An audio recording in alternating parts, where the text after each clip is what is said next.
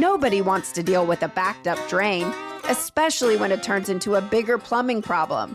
That's why Hoffman Brothers is offering a $95 main drain opening special for homeowners across Middle Tennessee. Hoffman Brothers licensed plumbing team is ready to get things flowing again.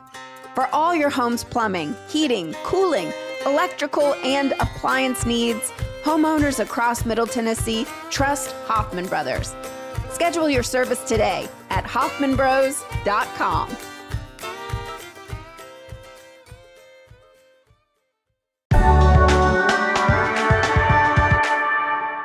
Today on CityCast Nashville, the brand new Mariposa Park is opening in South Nashville this weekend. But how is our Metro Park system doing overall? Veronica Foster and Caitlin Dastug from the Civic Design Center join us to dig into the recently released Plan to Play update and share solutions from their research as well as other cities on how to improve our status quo. Plus, we asked a teenager what their dream park would look like. It's Monday, July 6th. I'm your executive producer, Whitney Pastorek, and this is what Nashville's talking about. Caitlin, what is your favorite park in Nashville and why? Ooh, I love this question because I do have a beloved favorite park, and it happens to be my neighborhood park. East Park in Edgefield. I am lucky enough, me and my family, we've got 2 kids, preschool age and a toddler. We live a few blocks from East Park and we visit there all the time. And I love it because it's a perfect balance of program space and non-program space. And it truly is a park for everybody. We go there on the weekends and you've got hot mess, kickball playing, next to families at the playground, next to the same group of gentlemen we see every weekend post their loaves and fishes meal, resting on our benches. And we've got this beautiful community center with a variety of programming for the whole community. And I especially love that the children at Warner Elementary use the park as their playground. So truly a shared community asset for everyone. Come visit my neighborhood park, everybody. That was a brief advertisement for East Park. Well, I think what maybe makes it successful is exactly what you said, is that it is a neighborhood park. You don't necessarily have to drive to get there. If you live in the neighborhood, you can walk to it. It's surrounded by retail and homes and an elementary school and all this good stuff. So, Veronica, first of all, welcome back on the show. Will you remind folks at home what the Civic Design Center is and how, if we're talking about East Park, your work might intersect with what Metro Parks does? So the Civic Design Center, as a reminder, is an urban planning and design nonprofit. And one of our most major focus areas, of course, as it should be in the last 25 years we've existed, is the public realm. Because basically streets and parks are, they encompass almost all of our city's public space. And so we talk a lot about streets and parks in our work. We do a lot of community engagement and design visioning in these areas. So our goal as an organization is to show the community what is possible. Sometimes you need a little hope, but the whole point is to inspire change and to rally people, rally community members, showcase what they want in a vision, like a visual demonstration of what they want. And then, just to shake things up. I think that I can't even tell you how many projects we've done re-envisioning parks in the city and also imagining future parks just on underutilized land the last 25 years. It's a huge number. So we talk a lot about parks and public space here at the Design Center. Last month, the Metro Parks Board approved updates to a thing called Plan to Play. What is that?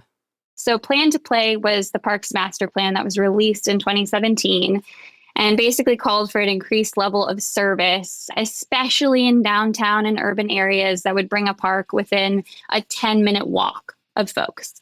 And, it explicitly stated in the original plan that this would require some creativity, and this alone being implemented in 10 years, was very ambitious. This is a little bit like Nashville Next, but for parks.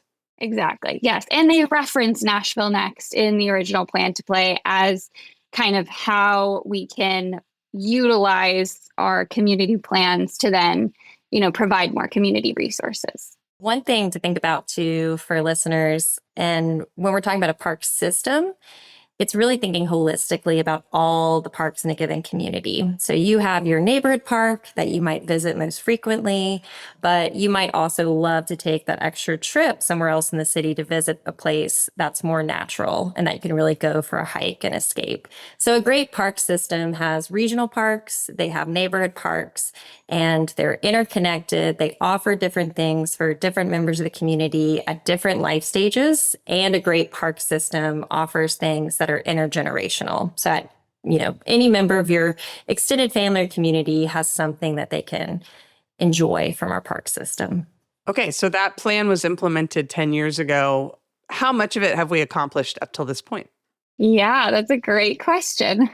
I think that in master plans, it's hard to ever implement everything that you dream of in a master plan, especially when the master plan is only meant to be a 10-year vision. 10 years in the planning world is very short. Veronica mentioned level of service. That means, measuring how many miles of trails or square acres of a park system do we have per capita. And I think one of the things that this Plan to Play update recognized is that our population grew a lot faster than we were able to add and expand to our park system. So I'd say one of the takeaways I got was the last 10 years, our city tried really hard to maintain what we had and to expand our park system where we could, given the resources and given the growth of our population. So you'll notice in the Plan to Play update, they actually mentioned that that level of service went down in a few areas because we have so much more population. And then the other metric of success is what Veronica mentioned, like every Nashvilleian could be able to walk a max of 10 minutes to get to a park. That's also measure success, but I would also say not all walks are created equal. A 10-minute walk in my neighborhood, I've got a great, sidewalk infrastructure, not to brag. I know that's not the case across the city. A 10-minute stressful walk to get to your park doesn't give you the mental health benefits that you want to achieve by visiting your neighborhood park. So I think that really points to a deeper analysis of how are we working as a system? How does this parks plan interplay with our transit planning, interplay with our pedestrian infrastructure and our neighborhood planning efforts? Talking about expanding, we've definitely built some cool new spaces in the last few years. Millridge Park and Ravenwood Park, they opened in 2023. Mariposa Park in South Nashville is going to open this coming weekend, y'all, July 11th. But from a design standpoint in general, how would you rate our park system in terms of both community access and resources? I cannot walk 10 minutes and get to a park. I'm just going to throw that out there. I can't either. Although I have access to some really great parks, if I felt comfortable biking to them in Donaldson, Ravenwood being one of the, brand new parks with like an incredible playground. And, there are a couple new pocket parks that they referenced in the update as successes. And those being Azafran Park in South Nashville and Cosi Gardner Senior Park in North Nashville. And really what's interesting is those parks probably wouldn't have happened without a lot of really deep neighborhood stakeholder investment that came from the community. And we were involved in a lot of like community engagement, design visioning in various ways and capacities for both of those parks. It showcases that sometimes when you really utilize these public-private partnerships, more parks maybe can happen.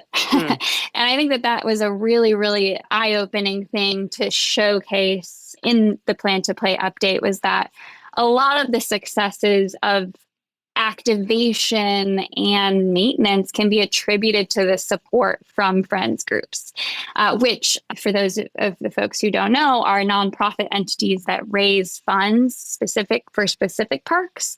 Friends of Shelby Park, as an example, or Friends of Percy Warner Park. They're helping support that particular park to be great and well activated and maintained. I would add, I think in the question of how would you, evaluate our park system today, to me, one of the strongest metrics is when you look, we're talking to community members all the time. And when we go to community meetings, we're hearing directly from people. Imagine Nashville did, a really intensive community survey about what Nashvillians value. And up there, almost all the time, Nashvillians love our parks and they love our greenway system in particular. And so I think in that way, we have a very successful park system. But I think if you dig deeper and you start really asking questions and talking to select groups of individuals, there's definitely challenges to accessing and fully realizing the great potential of our parks.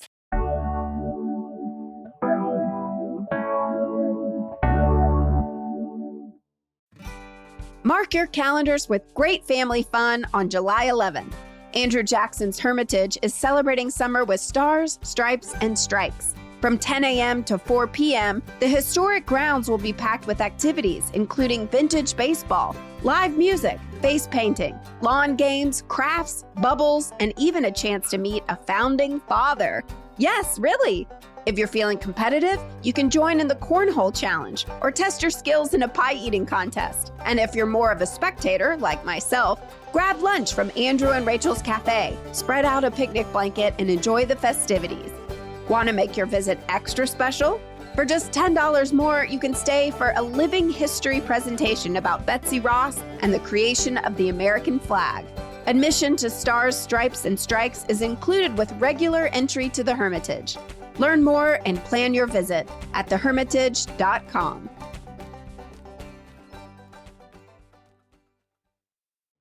There are a litany of issues that Nashville residents have with metro parks, including but not limited to broken splash pads or community centers in disrepair, water fountains that don't work. But at the Design Center, y'all do a lot of work with youth in Nashville. Yes. So aside from us crabby adults, what do you hear from the kids and the teens in your program about how they feel about our park system? Young people are looking for those third spaces that are not home, not school, but places where they can hang out with each other, be themselves, and just be comfortable. And our youth design team has really identified the potential of our park system, community centers, our parks, our walking trails, as those third spaces that can really help connect young people to nature and each other, which is something that coming out of the pandemic, young people really, really expressed that they were desiring. And y'all actually grabbed some audio from one of your youth design program members. So we're going to go ahead and air that right now. Do either of you want to set that up for us? One of our Nashville Youth Design team members, Jada in particular, has done a lot of her own individual research with her friends. So she can talk a little bit about that. Hi, my name is Jada Griffin. I work with the Nashville Youth Design Center. I live in North Nashville, and I love to explore and hang out with my friends a lot. We don't have cars, so we end up riding the bus a lot. We like going downtown and to local parks to walk around because there are no third spaces for me and my friends for real. Due to us being like 14 through 18 years old, playgrounds, we can't really go to playgrounds. And if we are at playgrounds, we're usually at the swings. And then when we're downtown, we have to continuously walk around. And there's really not a lot of benches if you go down there. And we have to continuously walk around because we don't have money to keep buying activities. So we usually just buy food. And even when we're buying food, being a group of teenagers, most people don't want us lingering around for too long. Even if we're at somewhere like McDonald's, they don't want us lingering around for too long. So it's really hard to do things. We could go to the mall, but that really requires money. And sometimes it requires a guardian because they don't want teenagers there by themselves anymore. If I could build my dream third space, I would make a park with lots of shade, clean basketball courts, and lots of land. Lots of green space, teen playgrounds, big slides for teens, climbing activities, and lots of swings. Things that they can do, like chalkboards, a stage area maybe for community gatherings, trash cans, lots of conversation starters like art and stuff around, free water, Because teens really don't feel comfortable at parks at all, because the only thing we can do is walk around, and like we don't want to walk around 24/7. And there's really no shade or bathrooms even when we are walking around the park. So it's just uncomfortable. And being a teenager in Nashville, it's like really hard to find a third space. But that's it. Well, as everybody knows, I spend a lot of time in Shelby Park. It's not a mystery to listeners of the podcast. And that's where the community center gym has been closed for months because the roof was going to collapse, right? When a third space like that closes, what happens to the kids and teens who use it? And Whitney, I'm also, an East Nashvilleian and a parent in East Nashville. So when the Shelby Park Community Center closed, that news rippled through my social network so fast, because Shelby Park Community Center isn't just, an amazing resource with great programming for the whole community. It's essential childcare infrastructure. They have after-school programs.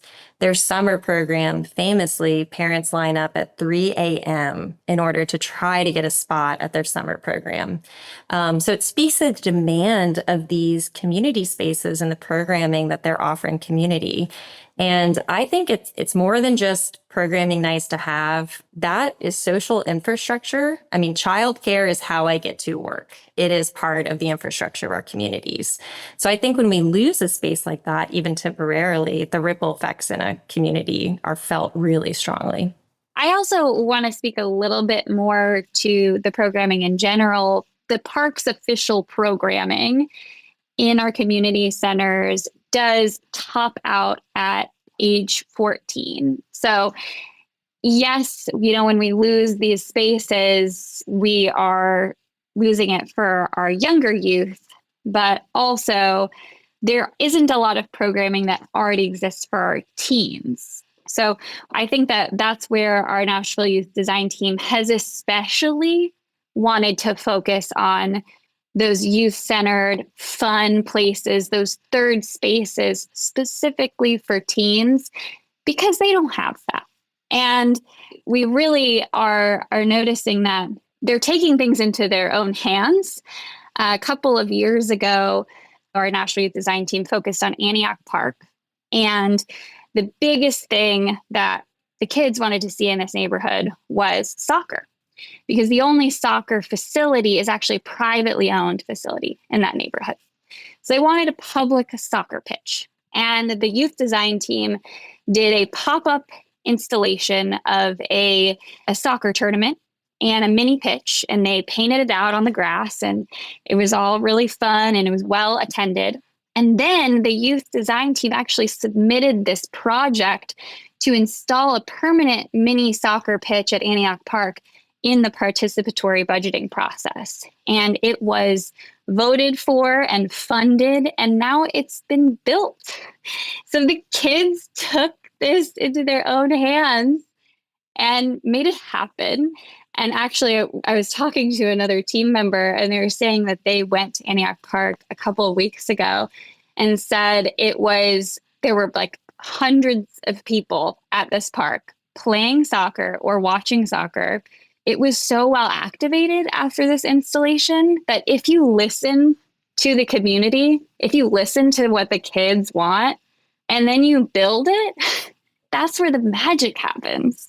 I love this. This is where I have to put the caveat that I was the chair of the Participatory Budgeting Steering Committee, but I did not personally touch the funding of that project. So congrats. That's amazing. I grew up in Houston, and I still go back to visit my mom, and soccer pitches and parks are things that are hugely popular there. And I would imagine everywhere. We're in the middle of the World Cup. So let's talk then a little bit about other cities and how they manage their parks. A friend of mine went to Chattanooga a couple weekends ago and sent pictures of this incredible splash pad that they have, I guess smack downtown. How do we stack up, and how do we get better? Yeah, I think it's something I experienced too. My in-laws, my husband's family, it is scattered all over the country and world. So we're often visiting, and those visits, we're not seeing tourist attractions. We're visiting family. So we're visiting their neighborhood parks. And I'm always blown away to see clean public restrooms, even in small parks. I'm blown away to see active splash pads and real amenities. The thing that always gets me is, you can buy a coffee in your neighborhood park. I can drink a coffee and watch my kids play. I think it's one of the reasons that Fridays by the River is so successful is families are looking for ways to relax and be together and feed a kid a grilled cheese so you can stay there longer. And we actually, a couple of years ago, we released 24 resolutions that we ambitiously wanted to accomplish in 1 year. And one of those things was we wanted to see working splash pads, and we wanted to see some cafes and concessions in parks. And we are still fighting for that. That's just something that we need to keep talking about and reminding people that there can be more to our parks. I think that if we want to reference some really incredible parks in other places, we can think about some that are also connected to greenway systems, because that is kind of a fun way that you not only can visit multiple parks sometimes if they're connected, like the Indianapolis Cultural Trail, the Beltline in Atlanta. These are precedents that we look to very strongly. And both of those public spaces also have friends groups that support them for programming and activation. So it's these public-private partnerships, we want to reiterate, are so critical to creating successful parks. And the more that we can emphasize that in our city, the more that we might be able to actually see some change happen. And I think it's important to just be even blunter about what you just said, which is that all of this that we're talking about, whether that is new parks, better greenway connectivity, programming, all of this takes money. And reportedly, Metro Parks right now has like $150 million in deferred maintenance that they can't afford to take care of. So like, how did we even get to that point, which y'all might not know the answer to? But why doesn't Metro Parks have any money? And how do we fix that? Yeah, I don't know the answer to the deferred maintenance piece, but it was clear reading Plan to Play that there are so many projects that I know they have identified that they want to get done. A number of capital projects to expand our greenway and park system coming in the next 5 years, but maintenance is still a continued cost. I've been reading a lot about the Loop in Dallas. They're actively trying to create a 50-mile greenway network through the city.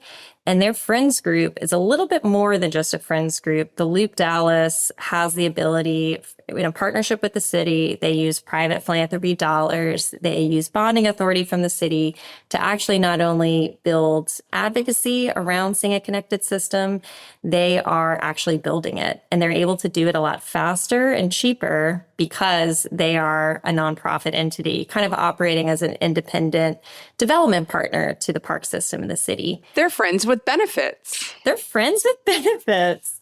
Love that. So I haven't seen it in person, but someone who goes to Dallas, I would love to know more.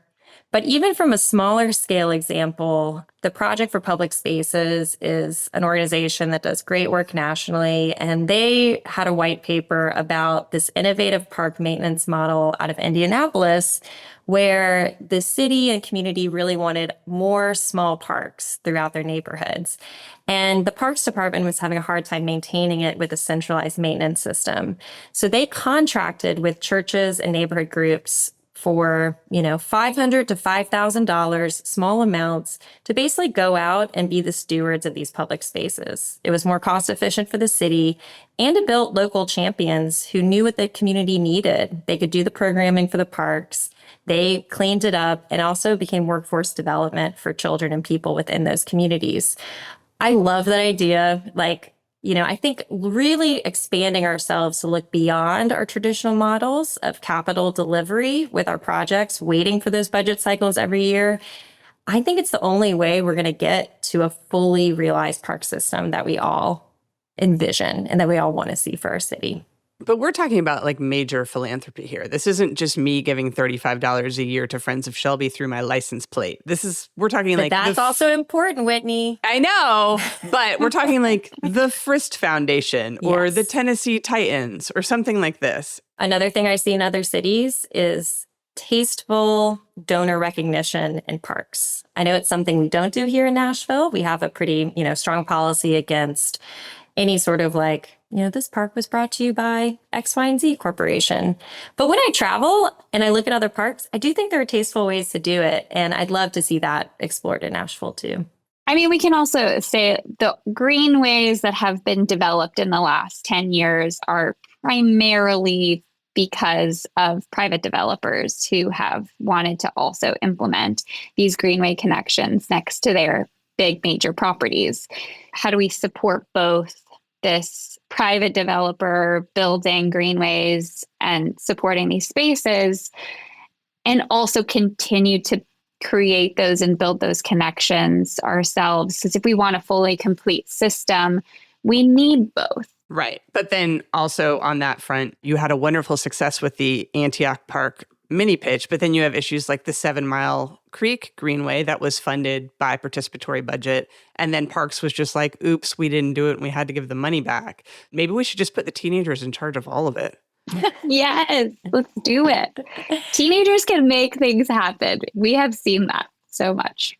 All right. Well, I know y'all said that 10 years is like a blink of an eye in the planning process, but last question, 10 years from now, what do you hope we will have seen when we get to the next Plan to Play update? I think that there's been a big shift in Nashville with this idea that downtown and urban areas have become very, very tourist oriented.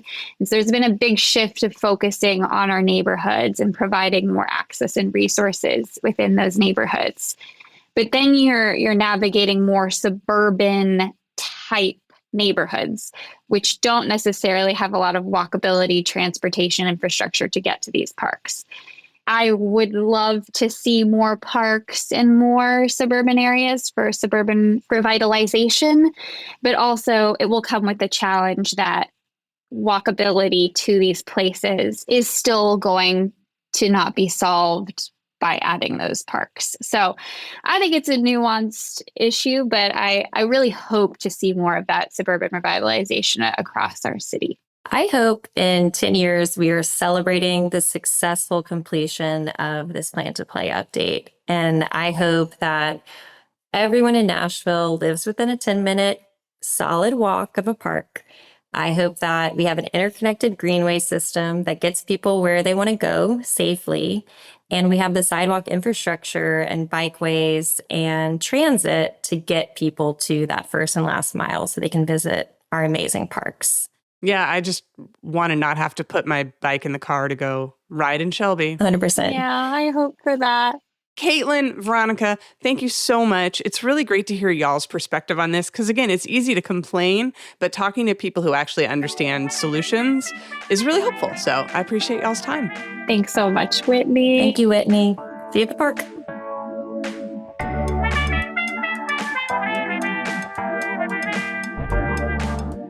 That's all for today here on CityCast Nashville. And don't forget, you can support this show and get great perks by becoming a CityCast Nashville neighbor at membership.citycast.fm. If you enjoyed the show, why not tell your friends? Rate the show. Heck, leave us a review and subscribe to our CityCast Nashville newsletter. We'll be back tomorrow morning with more news from around the city. Y'all take care of each other.